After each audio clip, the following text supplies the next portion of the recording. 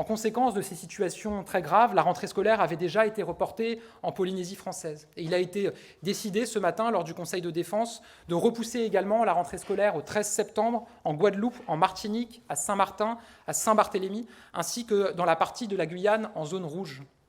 Par ailleurs, nous avons décidé de prolonger jusqu'au 15 novembre l'état d'urgence sanitaire aux Antilles, en Guyane et en Polynésie française. Un projet de loi sera présenté en Conseil des ministres la semaine prochaine. Ce sera le 10e projet de loi relatif à la crise sanitaire depuis le début de cette crise. En métropole, la situation semble se stabiliser. Depuis quelques jours, l'épidémie connaît une légère décrue. Le taux d'incidence diminue d'environ 10% sur une semaine, mais le nombre de cas moyens détectés chaque jour reste à 21 500, ce qui est toujours beaucoup trop élevé.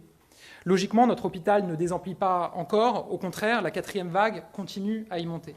Le nombre de personnes hospitalisées est passé au-dessus de 11 000, en hausse de 8% sur une semaine.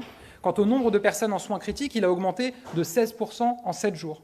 On estime que sans ce vaccin, la pression hospitalière serait aujourd'hui 2 à 3 fois plus forte qu'elle ne l'est. L'objectif est clair. Il faut maintenir les défenses immunitaires des personnes les plus à risque qui pourraient avoir baissé plusieurs mois après leur première dose, parfois dès janvier. La Haute Autorité de Santé, vous le savez, a recommandé cette protection pour les plus de 65 ans, ainsi que pour les personnes atteintes de comorbidité 6 mois après leur première injection. Nous allons donc la mettre en place et le calendrier définitif, précis, sera communiqué par le gouvernement dans les prochains jours.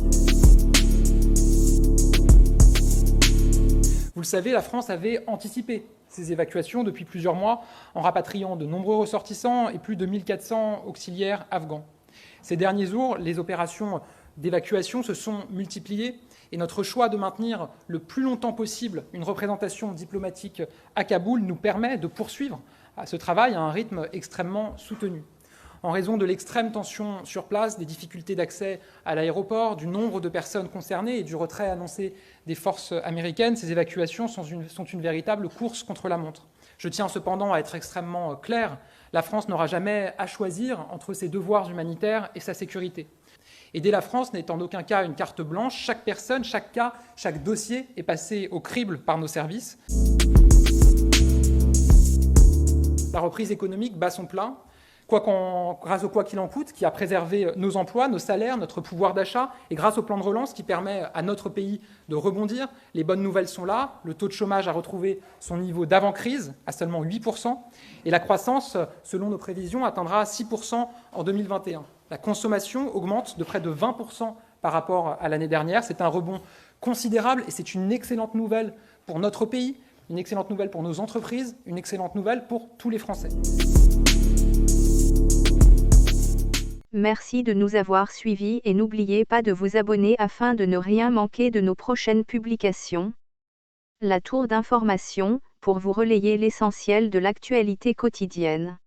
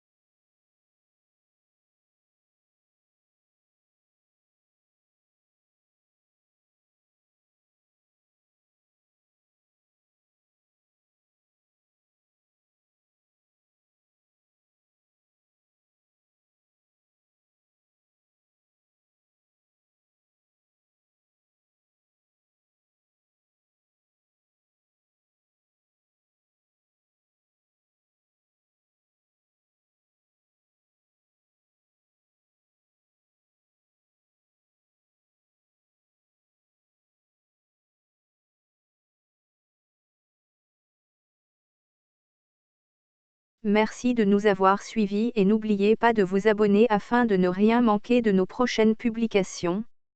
La tour d'information, pour vous relayer l'essentiel de l'actualité quotidienne.